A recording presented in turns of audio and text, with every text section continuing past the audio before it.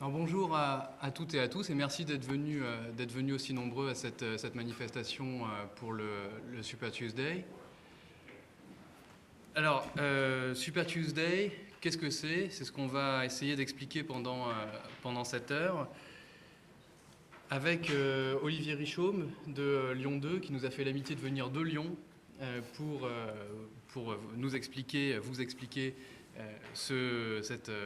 cette grande journée en politique américaine. Olivier Richaume qui a coécrit le livre que vous voyez là sur le pupitre, L'Amérique de Barack Obama, je ne me suis pas trompé, non, c'est bon. Qui vient de sortir et qui va nous expliquer les tenants et les aboutissants de cette journée qui est en train de se dérouler aux États-Unis depuis quelques heures et dont on connaîtra les résultats à cause du décalage horaire de la côte ouest et de la côte est, pas avant demain matin, heure française, voire plus tard dans la matinée si c'est vraiment serré en Californie. Donc je vais passer la parole tout de suite à Olivier qui va nous expliquer donc, les grands principes du système électoral américain. Olivier. Bien, bonjour à tous, merci d'être venus aussi nombreux. La première fois que je viens à Saint-Quentin, donc voilà, une bonne conférence, une belle conférence. Donc bon, j'espère que vous ne serez pas trop déçus, mais je ne suis pas venu aujourd'hui pour parler de Barack Obama. On est donc venu pour parler plutôt du système électoral en général, essayer d'expliquer, je me rends compte au fur et à mesure des cours et des conférences que les étudiants en général ne connaissent pas bien le fonctionnement des institutions américaines et du système électoral en particulier, système électoral qui est, il faut l'avouer, assez complexe. Donc je vais essayer de vous donner les grandes lignes. On n'aura pas l'occasion d'aller trop dans le détail, mais peut-être après ça va soulever quelques questions et voilà, on est là, j'espère qu'on pourra y répondre du mieux que l'on pourra. Donc, ce que vous avez sûrement remarqué, la première grande différence avec le système, entre le système français et le système américain, c'est que le système américain est un système d'élection indirecte. Vous avez deux élections indirectes pour la présidence. L'élection générale, qui aura lieu le 4 novembre cette année, et puis la période des primaires dans laquelle nous sommes en ce moment. L'élection générale, c'est une élection indirecte, comme vous en avez sûrement pas entendu parler avant. Système de grands électeurs. Dans chaque État, à chaque État correspond un nombre de grands électeurs qui est fonction de la population de chaque État. Donc la Californie étant l'État le plus grand, c'est l'État qui a le plus grand nombre d'électeurs, de grands électeurs. Donc ce n'est pas un suffrage populaire. Vous vous souvenez sûrement en 2000 de la controverse qui a suivi l'élection de Bush. Gore a reçu une majorité des voix populaires et en fait c'est Al Gore a reçu une majorité du vote populaire et en fait c'est George Bush qui a été élu vu qu'il a reçu une majorité du nombre de grands électeurs. Après, bien sûr, une décision de justice. Bon, on pourra revenir là-dessus si vous voulez. Et donc, le principe à se souvenir, c'est qu'une élection indirecte et donc avoir une majorité de grands électeurs. Voilà le but de l'élection de 2000, du 4 novembre, je veux dire. Ça change énormément la donne, ça change énormément la dynamique de la campagne. On sait qu'aux États-Unis, on a environ 18 à 20 États qui sont démocrates, solidement démocrates, okay, et on a à peu près 22-24 États qui sont solidement républicains.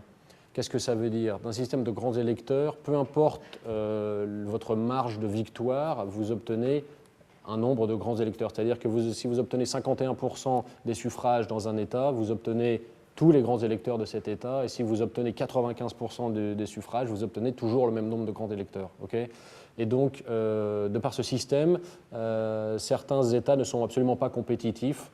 Certains États sont solidement démocrates, solidement républicains, et donc l'élection le 4 novembre va se jouer dans quelques États, c'est-à-dire des États un petit peu indécis, des États qu'on appelle les swing states, des États qui sont, on appelle aussi violets, c'est-à-dire qui sont ni rouges ni bleus, hein, ni républicains ni démocrates, et donc qui pourraient pencher d'un côté ou de l'autre.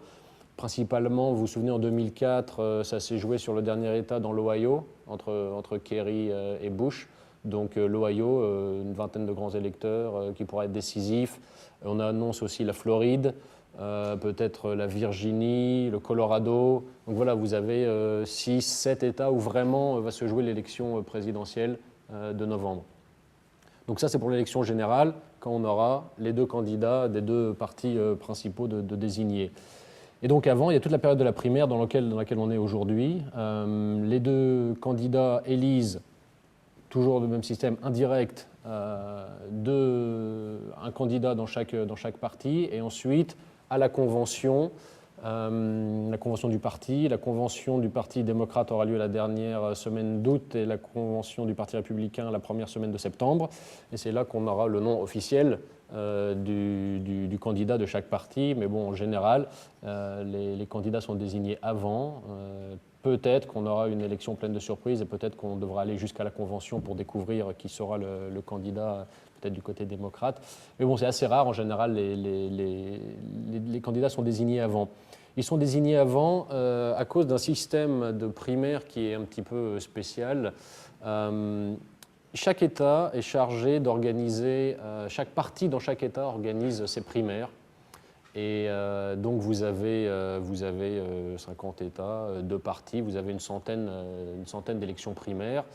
Chacune ont leur spécificité, chacune peuvent avoir leur système, leur scrutin, chacun fait un petit peu ça à sa sauce. Et donc, même si du côté démocrate on a un petit peu plus d'uniformité, on va y revenir. Donc voilà pourquoi on a un système aussi compliqué, c'est qu'on a dans chaque État un système spécifique, et donc vous ne trouverez jamais personne qui soit un expert de tout. En général, il faut s'adresser à la personne qui a travaillé dans chaque État pour savoir vraiment les tenants et les aboutissants du mode de scrutin et des dynamiques politiques de l'État. Le système d'élection primaire aux États-Unis se déroule donc État par État. Chaque parti organise les élections dans chaque État. Et c'est un calendrier qui se déroule à peu près sur 4 ou 5 mois. Donc cette année, ça a commencé le 3 janvier, comme vous vous en souvenez sûrement, et la dernière doit être quelque part en juin. Et donc vous voyez bien qu'on a un calendrier très espacé, donc une primaire, non pas une primaire nationale, mais vraiment de la politique de terrain. Dans chaque État, on va faire campagne. Et donc le problème avec ce système, c'est que les États qui ont leur primaire à la fin, mai, juin, avril, se plaignent de ne pas peser dans l'élection. Comme vous vous en doutez, une fois que les 3/4 des États ont voté, en général, on a une bonne idée de la personne qui sera désignée. Et donc ceux qui sont en queue de peloton, on va dire, se trouvent lésés.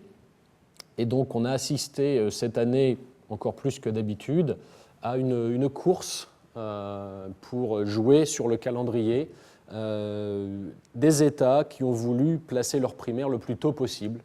Donc ils se déplacent de juin à mars, à février, voire même en janvier. Et donc on a eu comme ça une espèce d'effet domino où certains États ont commencé à mettre leur primaire bien plus tôt dans le calendrier et donc tous les autres ont suivi. Et c'est cet effet boule de neige qui fait qu'on se retrouve demain avec un nombre très important, historique, d'États qui vont voter. Le 5 février était une date un petit peu fatidique. Les deux partis avaient envoyé des signaux précisément, les deux partis nationaux, en disant qu'il ne fallait pas venir trop tôt en janvier. Ils essayent un petit peu de faire la police, mais ils ont des pouvoirs limités. Hein. Donc, dans chaque État, chaque parti fait vraiment ce qu'il veut. Il peut vraiment mettre la primaire au moment où il l'a décidé. Et donc aujourd'hui, on a 22 États qui ont leur primaire du côté démocrate. Je crois que c'est 21 du côté républicain. Ce n'est pas tout à fait les mêmes, ça ne correspond pas tout à fait. Encore une fois, chaque parti fait ce qu'il veut. Donc je crois qu'on a à peu près 24 États au total qui doivent avoir une primaire ou un caucus aujourd'hui. C'est énorme, on a à peu près la moitié des délégués démocrates et peut-être bien plus de 40% des délégués républicains qui vont être désignés en une seule journée. C'est historique parce que, par exemple, en 2004, on avait déjà un super mardi, je ne sais pas si vous vous en souvenez, on avait une dizaine d'États au mois de mars et c'est là que s'est jouée la nomination de Kerry. 10 États, et c'était considéré comme étant énorme. Aujourd'hui, on en a 22. Donc vous imaginez de l'onde de choc. Donc on a un système électoral qui marche un peu sur la tête en ce moment. Ça a amené quelques surprises, quelques problèmes techniques. Déjà, premièrement, on ne fait pas campagne dans l'Iowa quand on est tout seul, ou dans le New Hampshire tout seul, ou dans le Nevada tout seul, comme on fait campagne dans 22 États à la fois. Ça change complètement la dynamique de la campagne. Là où vous aviez des campagnes, on va dire, sur le terrain, des gens vraiment des candidats qui campent là, qui développent vraiment un réseau avec des QG de campagne, avec vraiment des volontaires sur le terrain, avec beaucoup de serrage de mains. Et les gens dans l'Iowa ont l'habitude de rencontrer les candidats à la présidence régulièrement. Les pourcentages sont assez impressionnants. Donc, lors de ces premières élections primaires, on voit que les États ont vraiment l'attention des candidats, et c'est ce que tous les États aimeraient. Chaque État aimerait avoir les candidats d'élection à la désignation de leur parti, faire campagne vraiment sur le terrain et être à l'écoute des citoyens. Hélas, le système, ça ne marche pas comme ça, c'est pas possible. Donc, les premiers États ont une grosse influence et ceux qui viennent après beaucoup moins. Aujourd'hui, donc le 5, on a les 22 États du côté démocrate. Et donc là, vous avez une course qui est plus une course à la publicité et aux messages électoraux, on va dire, d'une autre nature.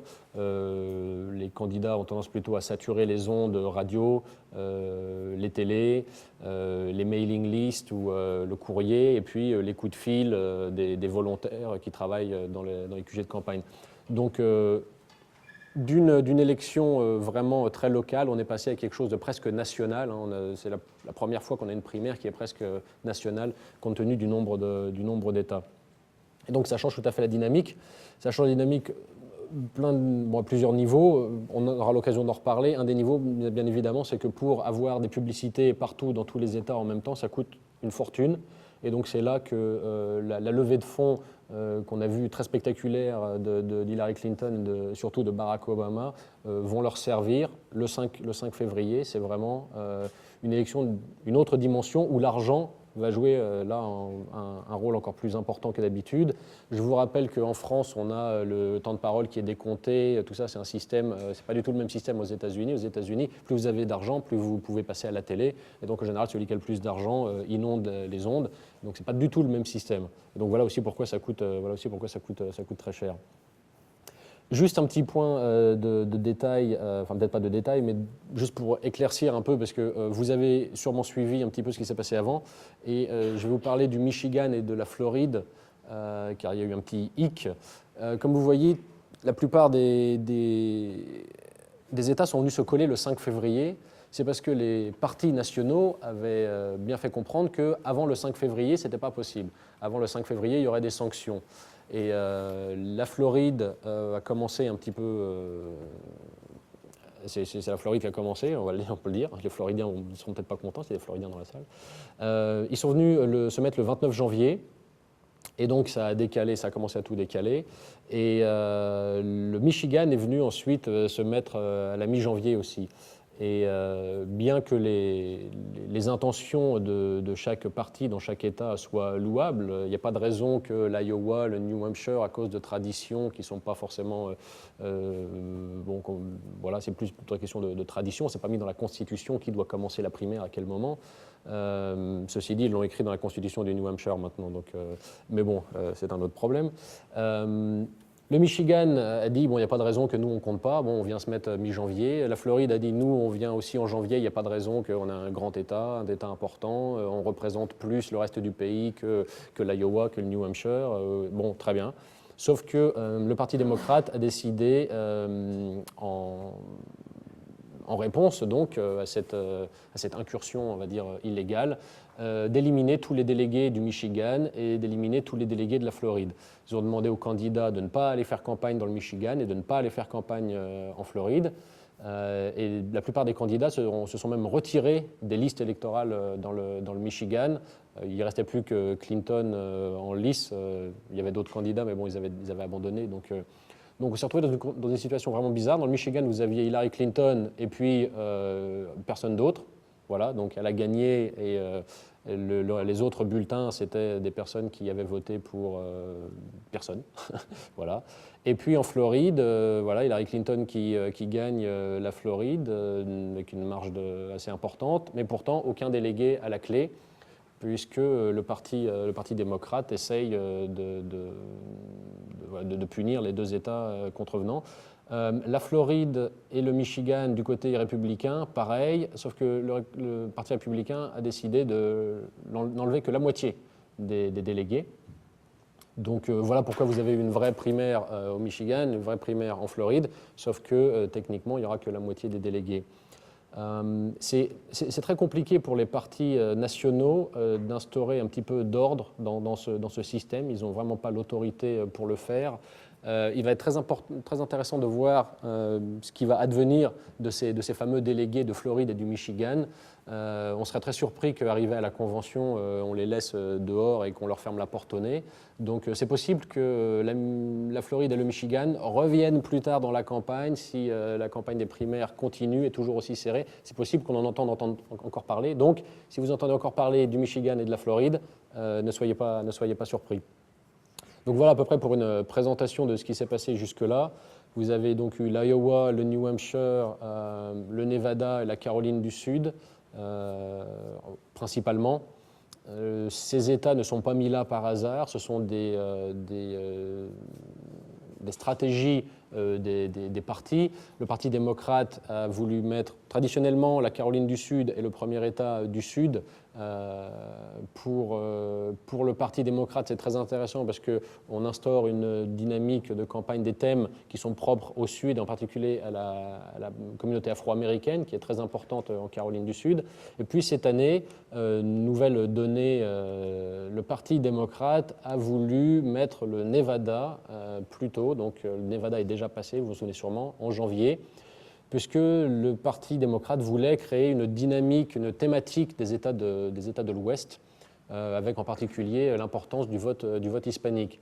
Alors, je ne sais pas si vous savez, mais le Parti démocrate est proche, en général, des thématiques des groupes minoritaires afro-américains et hispaniques. Donc, c'est très intéressant pour le Parti démocrate de créer cette thématique. Il se trouve que là, la sauce n'a pas trop pris pour ce qui est d'une thématique du Sud-Ouest.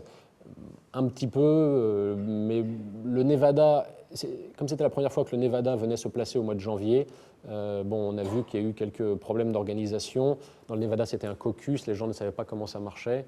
Et donc voilà. Je ne vais pas faire très long, je vais peut-être vous parler un petit peu de la différence entre les différentes primaires et caucus, vu qu'on en a parlé. Dans l'Iowa, on a commencé par un caucus et ensuite on a eu des primaires. Les différences sont très importantes puisqu'on n'a pas du tout les mêmes modes de scrutin ou ça ne marche pas du tout de la même façon.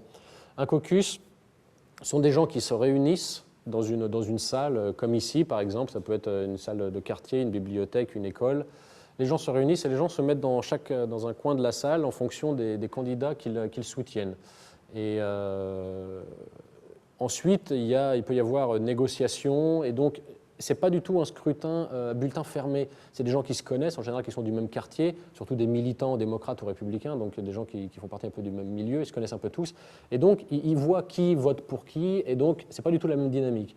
Alors, de l'autre côté, vous avez un système de primaire qui est considéré, on va dire, comme un peu plus démocratique, puisque le système de caucus, on a tendance à dire que les partis contrôlent un petit peu plus ce qui s'y passe. Le système de primaire, là, vous allez dans l'isoloir, c'est anonyme. Par contre, vous avez plusieurs sortes de primaires. Vous avez des primaires qu'on appelle fermées, ce qui est assez logique, c'est-à-dire que les personnes qui sont affiliées au Parti démocrate votent pour les démocrates, les personnes qui sont affiliées au Parti républicain votent pour le Parti républicain, tout simplement.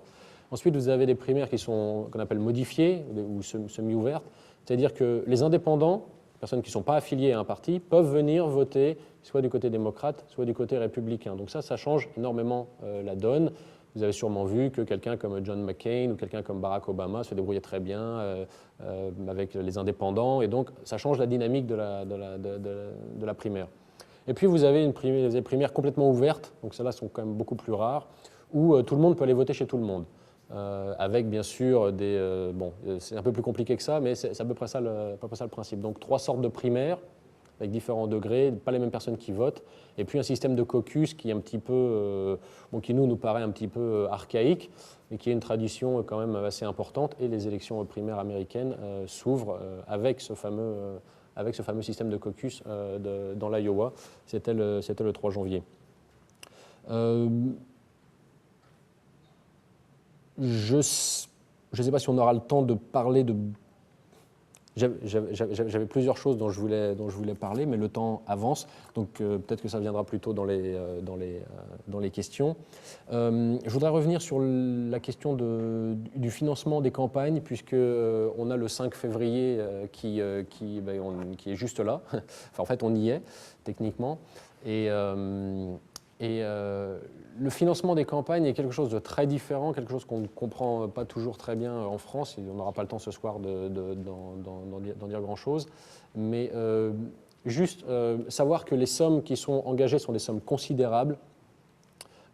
Cette année, encore plus que d'habitude, cette année, du côté républicain, on imagine que John McCain risque de passer. On imagine qu'il pourrait avoir une victoire décisive. Et donc, on aurait eu une primaire qui a commencé le 3 janvier et qui a fini le 5 février. Du côté républicain, c'est possible. C'est extrêmement court, et bon, c'est quelque chose qu'on n'a pas l'habitude de voir, donc c'est pour ça aussi que vous avez vu des sondages qui disaient un peu n'importe quoi. C'est très dur de prédire ce qui pourrait se passer, mais bon, on a l'impression qu'on pourrait avoir vraiment une primaire éclair du côté républicain. Du côté démocrate, on annonçait une primaire éclair aussi, vu que Hillary Clinton était la candidate vraiment voilà, inévitable. Et puis en fait, on se rend compte qu'on a l'émergence d'un candidat un peu plus, disons, d'une carrure qui est un peu plus supérieure à ce qu'on s'attendait. Et les choses sont très serrées du côté démocrate. Et donc on va avoir une primaire le 5 février très très chère, et ensuite peut-être une primaire qui va continuer si on n'arrive pas à départager les candidats du côté démocrate aujourd'hui. Et donc cette histoire de financement des campagnes est extrêmement importante. Alors je ne veux pas non plus vous inonder de chiffres, mais sachez que pour concourir à une primaire américaine, il faut réussir à lever entre 100 et 150 millions de dollars. C'est votre ticket d'entrée. Là, on voit que les démocrates ne sont pas loin d'avoir levé cette somme déjà à cette époque-ci, ce qui est des chiffres records. On annonce pour cette année, pour la primaire, enfin pour l'élection générale, l'élection américaine, on annonce que les candidats vont passer le milliard de dollars dépensés cette année. Donc c'est des sommes considérables. Ces sommes, vous devez les lever par vous-même. C'est une levée de fonds privés et ce n'est pas des fonds publics. Si vous acceptez l'argent fédéral, les fonds publics, vous avez une limite sur ce que vous pouvez dépenser. Et donc, la plupart des candidats, en général, signent l'arrêt de leur campagne lorsqu'ils acceptent l'argent public. Donc, l'argent public, les limites sont à peu près à 50 millions pour la primaire. Donc avec 50 millions, voilà, vous ne pouvez pas faire une campagne digne de ce nom. Et ensuite, vous avez aussi de l'argent public pour l'élection générale. C'est à peu près 80 millions pour l'élection générale. Et bon, je vais finir là-dessus. C'est intéressant de voir parce qu'il y a plein de choses qui viennent entrer en ligne de compte. Il y a la politique locale dans chaque État. Pourquoi on déplace telle date? Pourquoi on veut se mettre à ce moment-là? C'est très individuel, chaque État. Mais il y a aussi l'argent qui joue un rôle très important. Et les conventions, cette année, se trouvent le plus tard possible, le plus tard qu'on ne les ait jamais vues, c'est-à-dire dernière semaine d'août, dernière semaine de septembre, puisque tant que le candidat n'est pas désigné à la convention, vous êtes dans cette période de primaire. Okay, donc ce n'est pas officiel. Et donc vous pouvez lever des fonds jusqu'à cette période-là. Ce seront des fonds qui, ça comptera pour l'élection primaire. Et ensuite, à partir de la convention, on entre dans la phase de l'élection générale. Et là, les candidats, comme vous avez une somme qui est quand même assez rondelette pour septembre, octobre, pour 2 mois, vous avez 80 millions pour 2 mois, les candidats vont sûrement prendre l'argent public. Et donc c'est pour ça qu'on essaye que les deux partis se sont tirés la bourre, encore une fois, à essayer d'amener la convention le plus tard possible pour allonger cette période de primaire pour pouvoir faire une levée de fonds la plus importante possible. Et donc voilà, le 5 février, une primaire nationale pratiquement, donc ça c'est du jamais vu, 22 États du côté démocrate, 21 du côté républicain, avec des sommes engagées très importantes et des candidats qui ne peuvent pas faire campagne sur le terrain. Donc on voit par exemple que Hillary Clinton a un avantage puisque son mari peut aller faire campagne avec elle. On voit que dans d'autres États plutôt, pendant qu'elle est à l'Est, il va à l'Ouest. On voit que les époux peuvent aussi participer, être dans d'autres États en même temps. On voit aussi que les personnes qui apportent leur soutien, on a vu que Ted Kennedy récemment est venu apporter son soutien à Barack Obama, il est allé faire campagne dans certaines circonscriptions en Californie, en Arizona, au Nouveau-Mexique, là où il y avait le vote hispanique en particulier. Et donc on voit qu'on a quelque chose de national et donc le soutien, le réseau politique est très important, que le système de volontaires déployés d'habitude, un gars comme Barack Obama, il a 75 000 volontaires travaillant pour lui. Là, le 5 février, ça va pas avoir un effet très important, vu que vous avez un nombre d'États trop important qui votent. Et puis vous avez aussi tous les petits États qui vont un petit peu disparaître. Disons qu'à vouloir tous venir comme ça en début de calendrier, eh bien, comme vous avez la Californie, New York, le New Jersey, l'Illinois, le Massachusetts, le Connecticut. Donc vous avez des États très importants qui votent aujourd'hui. Les plus petits États comme l'Alaska ou des États qui sont venus s'insérer aussi là vont passer à la trappe. Alors que si c'était placé à un autre moment, on aurait pu avoir une primaire peut-être un peu plus importante dans leur État. Donc c'est un événement historique. On n'a jamais vu une primaire avec autant d'États d'un seul coup. Et donc c'est très difficile de prédire ce qui va se passer. Et donc c'est pour ça que vous pouvez lire les sondages que vous voulez. Personne ne sait à l'heure d'aujourd'hui, ce qui peut se passer le 5 février aux États-Unis. Vous êtes en train de regarder l'histoire américaine s'écrire devant vous. Vous avez deux candidats titanesques du côté démocrate. Vous avez soit la première femme qui pourrait briguer la présidence, soit le première personne de couleur. De l'autre côté, on pressent que ça pourrait être quelqu'un comme John McCain, ce qui est très intéressant car John McCain est un peu un électron libre au sein du Parti républicain, et donc le Parti républicain est en pleine transition et donc va devoir, on va voir ce que pourrait donner la nomination de John McCain. Donc des deux côtés, vous avez vraiment une élection charnière, une primaire passionnante, très intéressante et qui risque d'être très riche d'enseignements. Et encore une fois, du côté démocrate, quoi qu'il advienne, vous aurez une élection historique. Et voilà, j'espère que je n'ai pas fait trop long. Merci beaucoup, Olivier. Il y a un certain nombre de choses sur lesquelles je voudrais revenir et peut-être discuter un petit peu.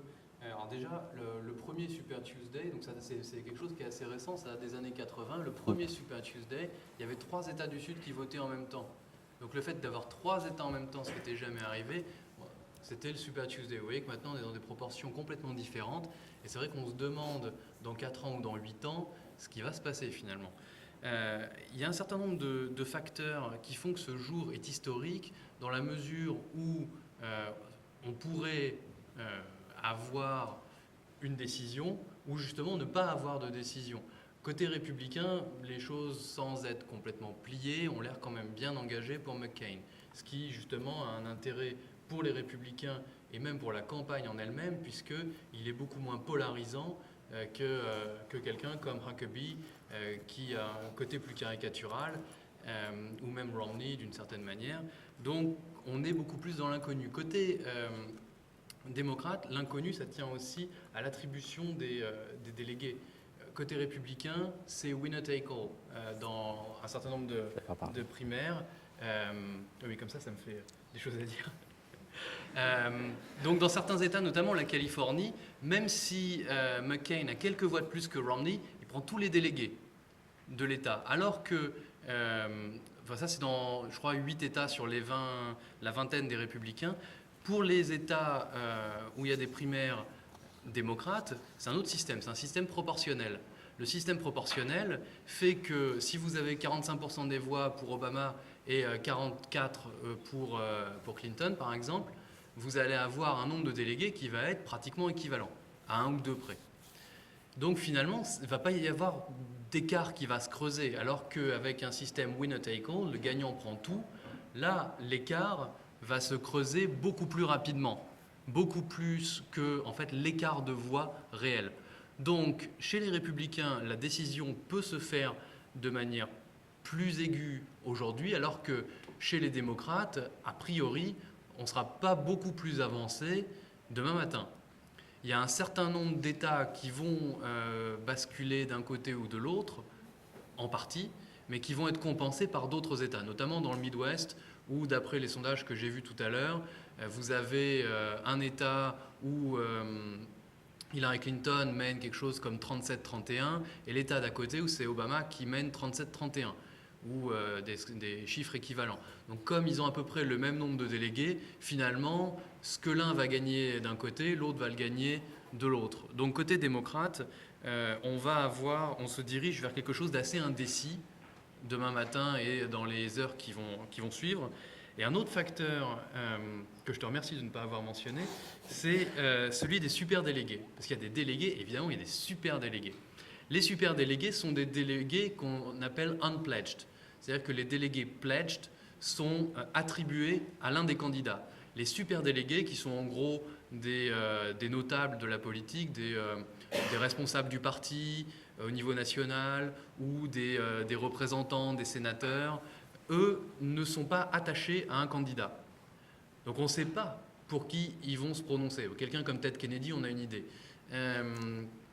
Quelqu'un comme Bill Clinton, comme ancien président, il est superdélégué. On a une idée de pour qui il va se prononcer normalement. Mais il y en a, je crois, 700, si je ne me trompe pas, du côté des 750 du côté des démocrates. À peu près 20%. Ouais, et ça pourrait faire basculer le scrutin d'un côté ou de l'autre. Ce qu'on entend, c'est que, a priori, l'establishment du parti pencherait plutôt pour Hillary Clinton. Mais entre ce qu'on entend maintenant et ce qui va se passer en août ou en septembre, ou d'ici là, il peut y avoir beaucoup de changements. Autre chose, c'est qu'il y a un certain nombre de délégués, c'est extrêmement compliqué d'un État à l'autre, il y a un certain nombre de délégués qui sont déjà attribués à l'un ou l'autre des candidats, mais qui peuvent encore changer. Alors pas tous, mais il y en a certains qui peuvent encore changer. Donc en fait, ce qu'on voit, et ça a été par exemple la confusion dans le Nevada, où on a lu dans les médias français et américains, Hillary Clinton a gagné. Et dans le même temps, on a vu Barack Obama à 13 délégués et Hillary Clinton en a 12. Bon, alors qui a gagné ? Et en fait, ce qu'il faut bien voir, c'est que ce qu'on va entendre demain, ça risque d'être complètement faussé. Traditionnellement, on regarde qui a gagné le plus grand nombre d'États. D'accord, mais alors là, il n'y a aucun intérêt. Historiquement, c'est ce qu'on regarde. Et alors, on met des couleurs, les États rouges, les États bleus, etc. Alors là, ce sera au sein d'un même parti, donc ce sera moins rouge et bleu. Mais on va regarder qui a gagné le maximum d'États. Ça ne va rien changer, c'est une question de délégués. Idem, ce que tu as mentionné sur le vote populaire, on va regarder qui a gagné le vote populaire. Aucun intérêt, c'est les délégués. Donc, comme les délégués, on va savoir lesquels sont attribués à qui, en partie dans les jours à venir, en partie dans les mois à venir, et puis finalement au moment de la convention. Côté républicain, c'est assez clair. Côté démocrate, on est dans le flou le plus complet et dans des choses qui peuvent être complètement mouvantes d'ici les mois à venir. Un autre facteur qui aura également son importance et dont on parle absolument pas ou très très peu à ce stade de la campagne, c'est le vice-président potentiel. Parce que, bon, par exemple, un des reproches qui est fait à John McCain, c'est d'être trop vieux. Donc ses adversaires, essentiellement, disent « Vous n'avez pas voté pour McCain, il a 71 ans, vous ne vous rendez pas compte, et s'il mourait ?» Ou si, il peut faire une attaque et puis être inapte, bon, c'est des choses qui arrivent. Sa maman se porte très bien, elle a 95 ans, je crois. Il peut se faire assassiner aussi. Il peut se faire assassiner, mais ça, on peut se faire assassiner à 46 ans. Donc, la question, c'est qui va le remplacer ? On aimerait bien savoir. C'est le vice-président. Le problème, c'est que le vice-président n'en a pas entendu parler.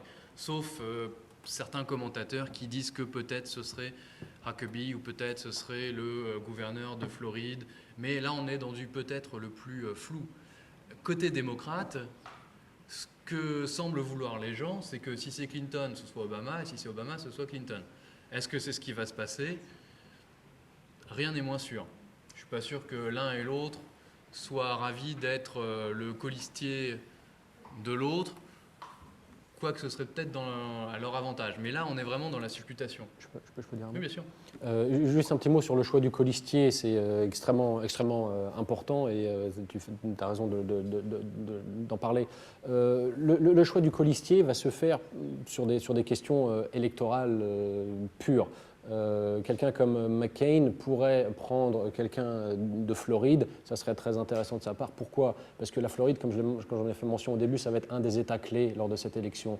Ce que vous cherchez lorsque vous cherchez un colistier, c'est qu'il vous apporte, on va dire, les avantages que vous n'avez pas. C'est-à-dire que John McCain est plutôt âgé, il va prendre plutôt un jeune. Si vous êtes quelqu'un de l'Est, vous allez prendre quelqu'un de l'Ouest. Si vous êtes quelqu'un du Nord, peut-être plutôt quelqu'un du Sud. Vous avez des dimensions régionales comme ça aux États-Unis qui sont très importantes. C'est quand même un État. Je ne sais pas si vous êtes déjà allé aux États-Unis, mais c'est très très grand et d'une région à l'autre, les dynamiques sont vraiment. Et donc ça, c'est encore très important. Vous avez aussi des questions électorales pures, c'est-à-dire que vous voulez un colistier qui vous apporte l'État qui va faire la différence le 4 novembre. C'est-à-dire que vous allez avoir des noms qui vont circuler pour le choix du colistier. Ça va être des gens de l'Ohio, on parle de Strickland dans l'Ohio, ça va être des gens du Colorado, de la Virginie, il peut y avoir Warner en Virginie, vous pouvez avoir des gens en Floride. Okay, ces États qui vont basculer, donc ça c'est tout à fait possible et ça c'est pour des choix tout à fait électoraux.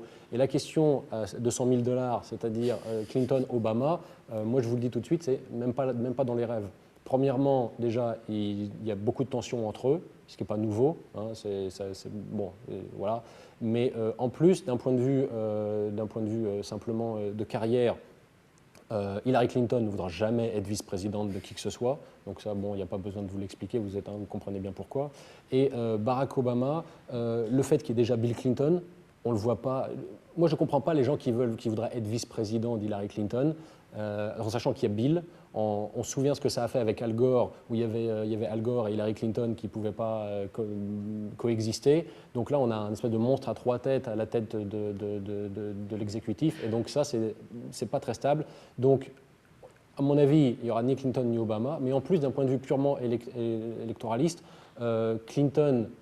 Obama n'en a pas besoin pour gagner, puisque Clinton vient avec un bagage monstrueux. Hein, les années 90, le nom Clinton du côté républicain, c'est quand même un nom qui est assez haï, pour des raisons qui ne sont pas forcément rationnelles, mais bon, il y a quand même quelque chose de... Donc pour Obama, ça serait une mauvaise idée de prendre Hillary Clinton. Et pour Hillary Clinton, bon, c'est sûr que la dynamique de Barack Obama, bon, ça pourrait lui servir, mais on voit plutôt prendre quelqu'un dans un État clé, plutôt que l'Illinois, où c'est pas forcément...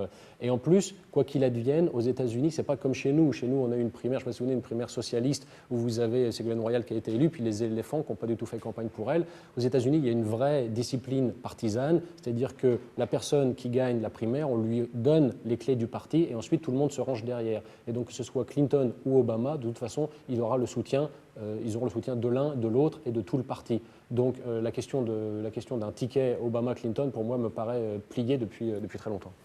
Oui, voilà. C'est essentiellement selon certains sondages, ce que les gens souhaitent. Mais c'est vrai que de toute façon, étant donné les tensions qui existent entre les deux, on voit très mal ce cas de figure. Un des facteurs que je voudrais mentionner avant qu'on passe aux questions, si vous en avez, c'est le facteur donc de la participation, en fait.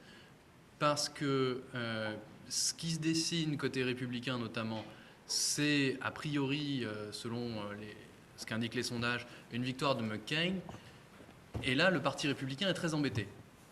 Parce que, comme Olivier le précisait, c'est l'électron libre par définition, qui n'est pas du tout dans le cadre du parti et qui, maintenant un peu plus, quand on décortique les sondages sortis des urnes, notamment en Floride ou en Caroline du Sud, mais traditionnellement, il ne fait pas l'unanimité dans la base de l'électorat républicain, la base conservatrice et la base religieuse.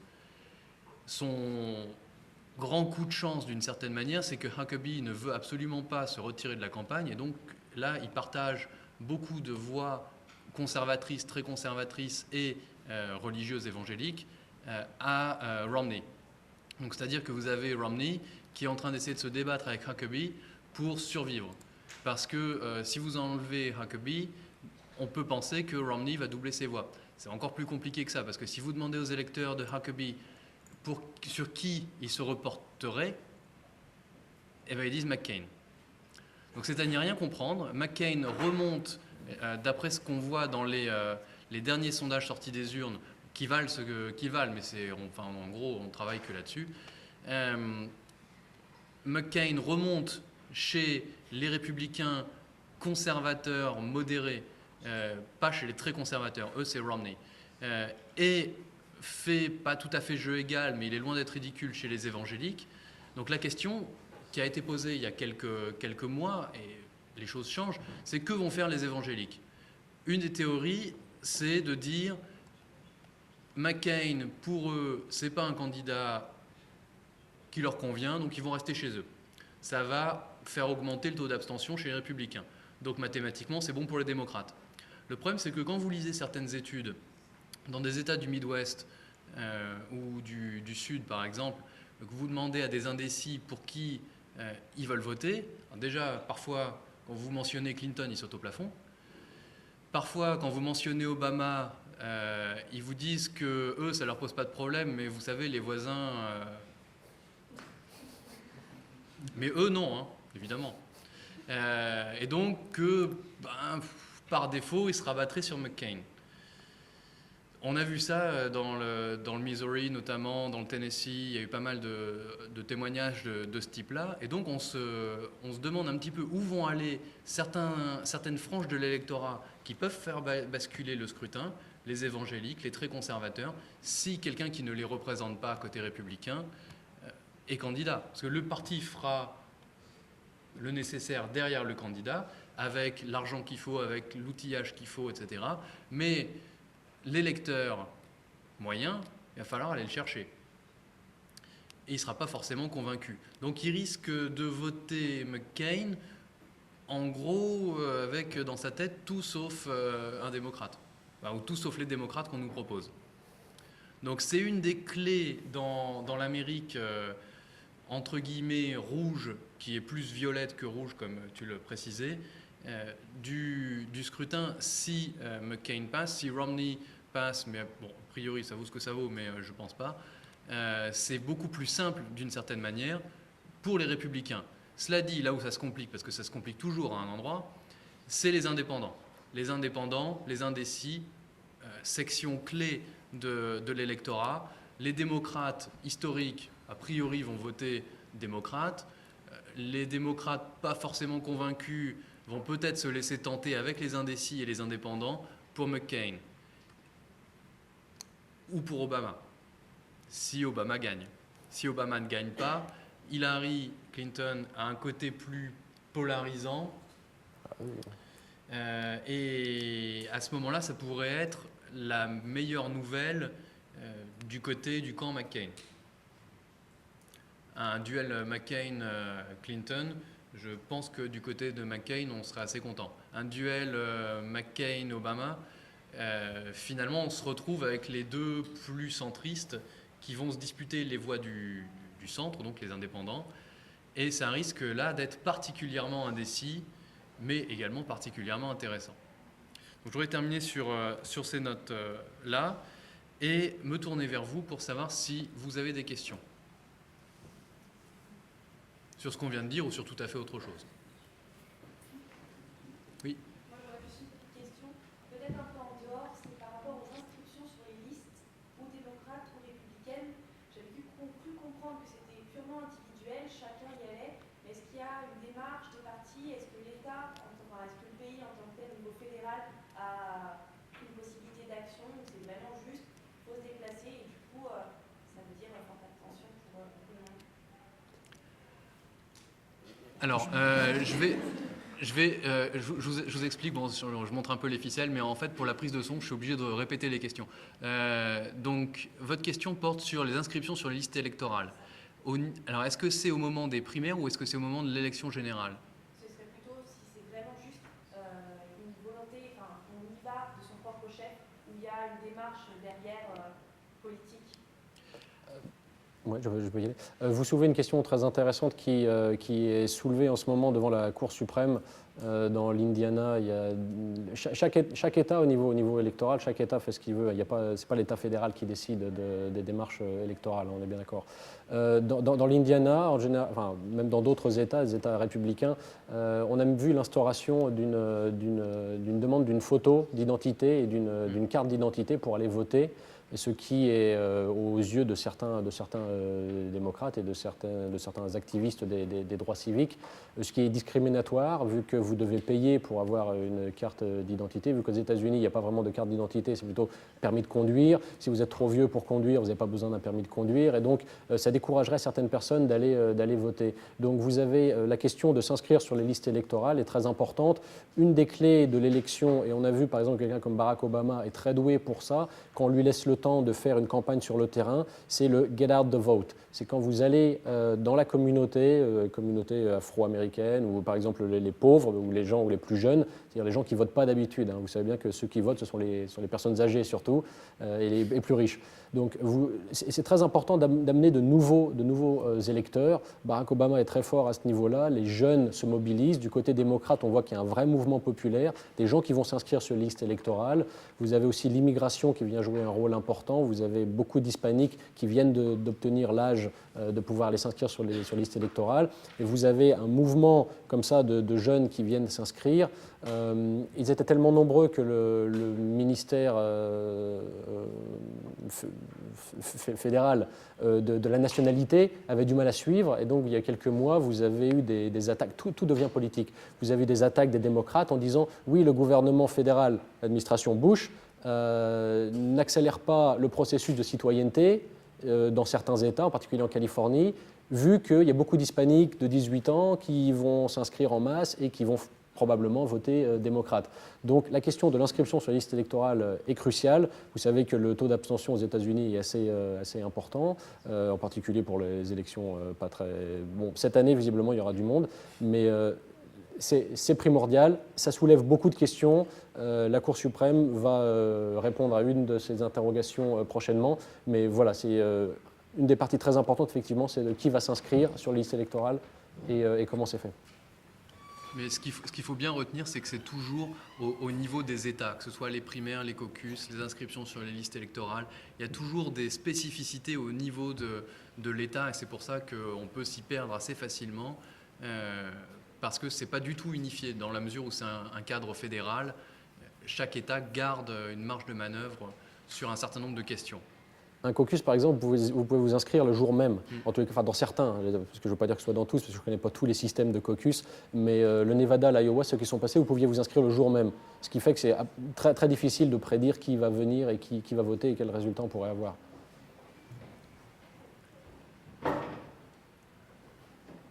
Une autre question ? Oui ?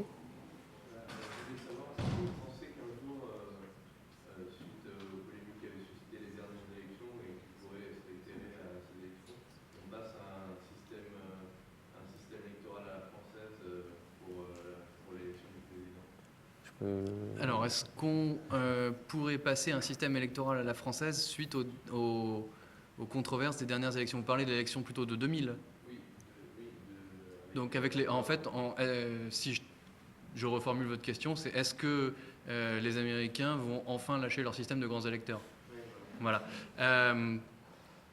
Ça m'a l'air assez mal engagé, même si à chaque élection, on se pose la question, et à chaque élection... où il y a des problèmes, par exemple en 2000 ça a été le grand débat. Finalement 8 ans après on n'est pas allé beaucoup plus loin. Il y a un poids de la tradition qui fait que même quelque chose comme 2000, je sais pas ce que vous soulevez une question très intéressante, la réforme du système électoral américain. Oui, il y a besoin d'une réforme de fond en comble. Non, on n'aura jamais un système à la française, j'y crois pas. Qu'est-ce qu'on peut attendre? On a raison de rappeler 2000. On voit que le cataclysme qui a été 2000 n'a pas réussi à amener une réforme, même minimum, du système électoral. Donc on voit mal ce qui pourrait faire bouger. On rappelait que c'est un système où c'est chaque État qui organise ses propres élections. Et donc c'est très difficile. Il n'y a pas d'autorité fédérale. national, les partis n'arrivent pas à organiser ça au niveau, on va dire, au niveau national. Et donc, c'est des dynamiques, on va dire, locales qui sont en jeu. Je vous rappelle que vous avez les élections, vous avez un tiers du Sénat qui est renouvelé le 4 novembre et vous avez toute la Chambre basse qui est renouvelée. Et donc vous avez aussi des intérêts locaux qui sont extrêmement importants dans des gros États comme la Californie.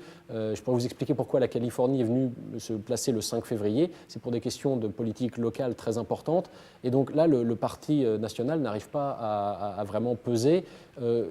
Votre question soulève une interrogation importante. Qu'est-ce qu'on fait de ce système de primaire où là, on se trouve que cette année, on a pratiquement une primaire nationale le même jour. On sait qu'il va bien falloir que ça s'arrête à un moment donné.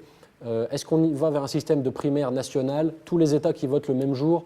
Moi, je ne pense pas. Visiblement, d'un point de vue logistique, c'est impossible à faire. Visiblement, d'un point de vue traditionnel, les Américains sont contre. Et donc, ce que les partis aiment organiser, c'est des systèmes, on va dire, des dynamiques régionales. Le Super Mardi avait commencé dans le Sud, comme tu l'as justement rappelé. On avait mis plusieurs États du Sud pour créer une dynamique du Sud, une dynamique des thématiques du Sud. Les États du Sud ont leurs propres problèmes, leur propre histoire, leur propre démographie. Donc, on aimerait créer peut-être une dynamique du Nord-Est, une dynamique du Sud, une dynamique du Sud-Ouest et puis peut-être du Midwest ou du Nord. Vous voyez, donc ce que les partis aimeraient organiser, c'est ça, c'est peut-être des primaires régionales, sur qu'on ne voit pas comment, on ne voit pas qui va réussir à lancer la réforme. Pour l'instant, le statu quo continue et on a un système qui perd un peu la boule. Et cette année, on a le calendrier qu'on a. On va voir, ce qui serait intéressant de voir, c'est la capacité du système américain à se réformer, voir si dans 4 ans, on va avoir une primaire encore plus chamboulée que cette année, ou si on va réussir à créer peut-être une dynamique régionale, comme le Parti démocrate a essayé de le faire en venant mettre le Nevada à la mi-janvier. Ça répond à votre question? D'autres questions?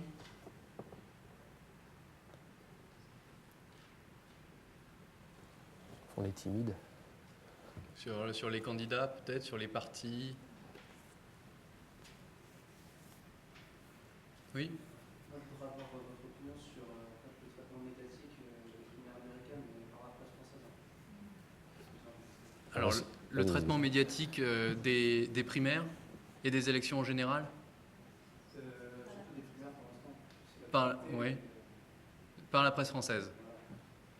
Oh bah c'est très intéressant, c'est fascinant. Cette année, on a un engouement aux États-Unis et on a un engouement dans le reste du monde pour cette élection américaine, l'élection du changement, l'élection de tous les possibles. Je vous rappelle qu'il n'y a pas de vice-président en lice, c'est une des premières fois, enfin ça fait moins 50 ans qu'on n'a pas vu ça, voire même plus. Donc les portes de la Maison-Blanche sont grandes ouvertes, deux mandats Bush assez catastrophiques, tout le monde a envie de voir ce qui va se passer, et donc vous avez un engouement médiatique en France qui est très important. Moi, ce qui me frappe le plus, c'est que j'ai parlé avec beaucoup de personnes des médias récemment grâce au bouquin qui se vend bien. Il y a une méconnaissance du système électoral américain dans les écoles de journalisme. Bon, c'est pas non plus, ils ne sont pas censés tout, mais qui est quand même assez important. Le système est très, très complexe et donc on lit un petit peu tout et son contraire.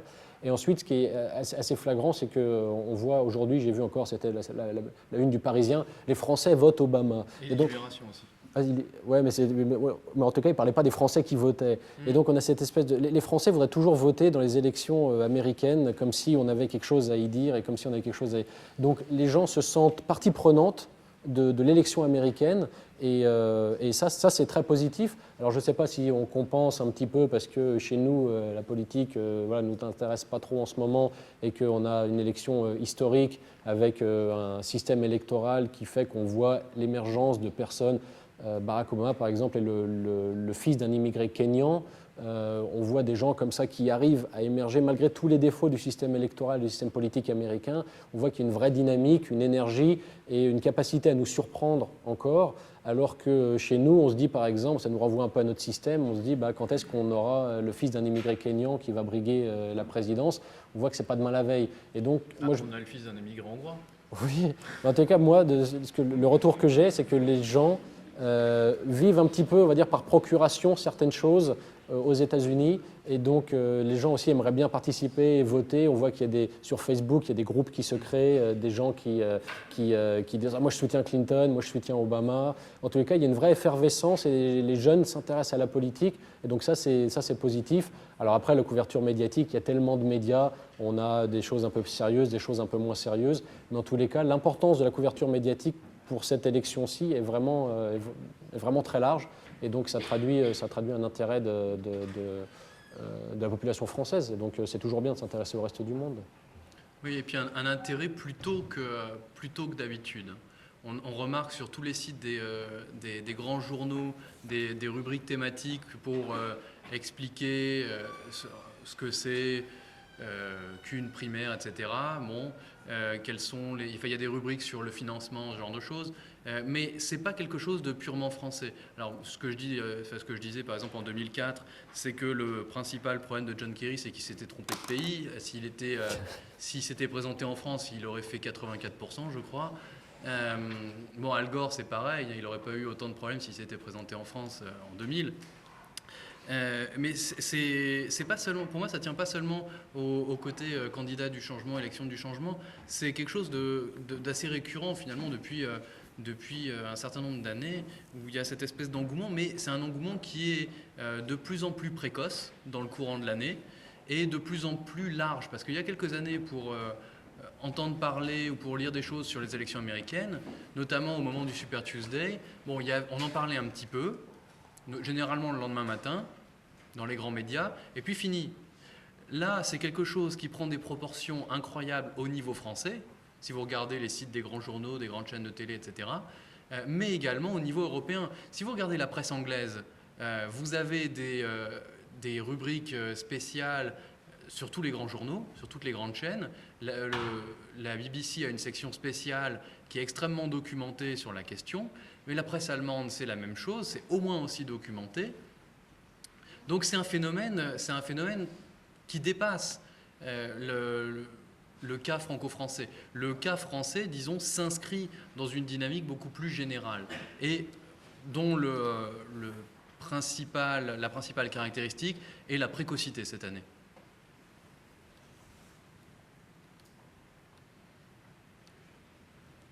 Oui. Tu as fait une petite allusion au financement, c'est quelque chose qui tient beaucoup de place dans les articles, dans toute la presse américaine, mais j'ai l'impression qu'on n'en parle pas beaucoup en France, justement. Pourquoi est-ce que c'est si important, les conditions de financement? Oui, il faut que je répète la question. Alors, pourquoi est-ce que les conditions de financement sont aussi importantes et pourquoi est-ce qu'on voit ça plus dans la presse américaine que dans la presse française? Alors, une des raisons pour lesquelles on le voit on voit pas trop dans la presse française, c'est qu'on n'a pas vraiment de spécialistes en France du financement des campagnes électorales américaines. Et voilà, peut-être que ça va donner des idées de carrière. J'espère peut-être pouvoir apporter ma pierre à l'édifice.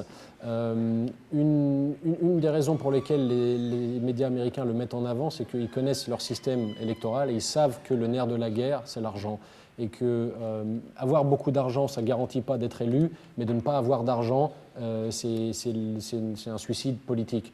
Au début de la campagne, lorsqu'il n'y a pas énormément de propositions programmatiques, on va dire, le seul moyen un peu de voir ce que les candidats ont dans le ventre et de voir leur rayonnement et de voir leur réseau et de voir la structure de campagne qu'ils peuvent mettre en place, c'est de mesurer leur levée de fonds.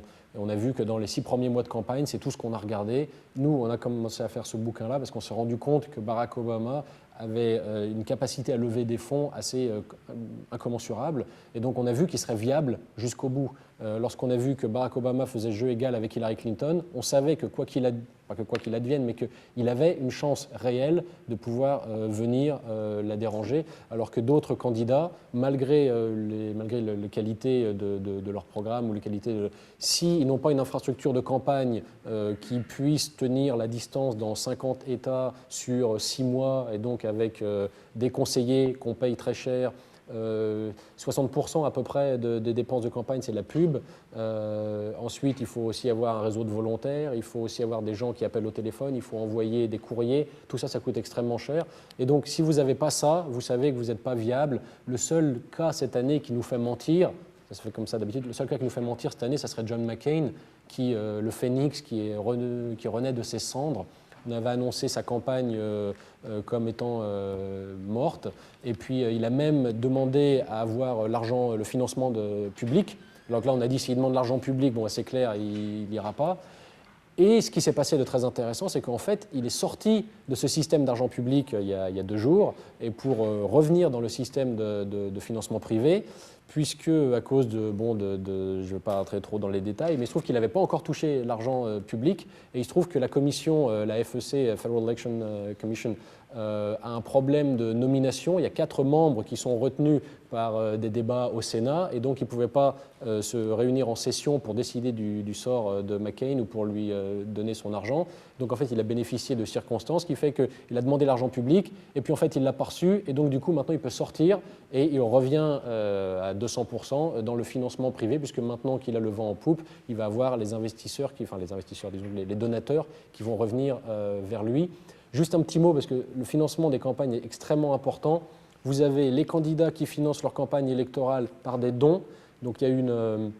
D'ailleurs, c'est McCain, McCain-Feingold, la réforme électorale la plus récente, qui limite ce que les individus peuvent donner à chaque élection, pour l'élection primaire, pour l'élection générale, $2 300 l'élection primaire, 4 600 l'élection générale. Mais autour de ça viennent se greffer des groupes en dehors qui ne sont pas liés aux candidats, qui sont indépendants. Vous avez 4 groupes très importants. Vous avez les organisations à but non lucratif, donc vous pouvez monter, c'est plus rare. Vous avez les syndicats, très importants, et ils amènent énormément d'argent dans les campagnes pour ou contre les candidats. Ils font campagne, et souvent des campagnes négatives contre les autres candidats. Vous avez aussi ce qu'on appelle les PAC, les Political Action Committees. Donc ça, je ne vais pas rentrer dans le détail, mais vous créez un PAC et ensuite vous pouvez mettre l'argent que vous voulez dedans et ensuite vous pouvez faire des pubs pour ou contre un candidat ou même pour ou contre une proposition de loi ou pour ou contre un référendum. Et enfin, le dernier, très important, s'appelle les groupes 527. 527, c'est le code, dans le code des impôts, c'est une section particulière du code des impôts, et ces groupes-là font des ravages. On l'a vu en 2004, il y a une expression qui existe maintenant en anglais, pour ceux qui font de l'anglais maintenant, ça s'appelle swift boating. C'est quand John Kerry est passé pour une lopette, on va dire, pour un traître presque, lors de la guerre du Vietnam, soi-disant, il y a des anciens combattants qui sont venus et qui ont fait une publicité en disant que John Kerry n'avait pas été si courageux que ça lors de la guerre. Ça a été financé par un groupe 527. Vous avez des personnes qui publient des livres aux États-Unis qui travaillaient pour ce genre de groupe. Donc il y a beaucoup d'informations aux États-Unis sur ce financement. Et vous aviez raison de le rappeler, c'est essentiel.